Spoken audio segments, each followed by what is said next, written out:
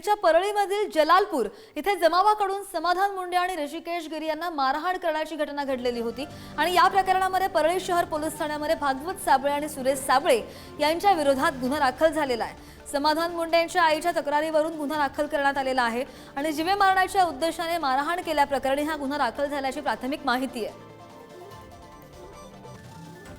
अधिकची माहिती कर आमचे प्रतिनिधी उदय नागरगोजे आपल्या सोबत आहेत। उदय, किती जणांविरोधात हा गुन्हा दाखल झालेला आहे, काय नेमका प्रकरण आहे आणि कसा ट्विस्ट आलेला आहे?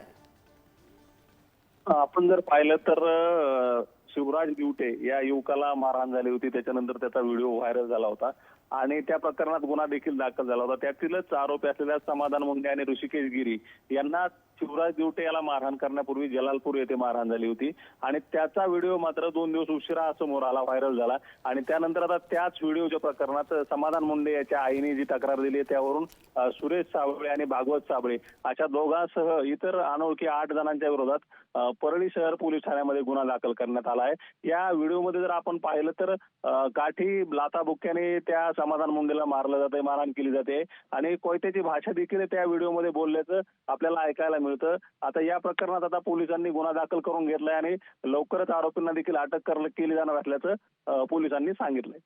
अगदी, आणि काय कारवाई होते याकडे लक्ष असेल। उदय, धन्यवाद दिलेल्या सविस्तर माहितीसाठी। बातमी पाहत होतो बीडमधून।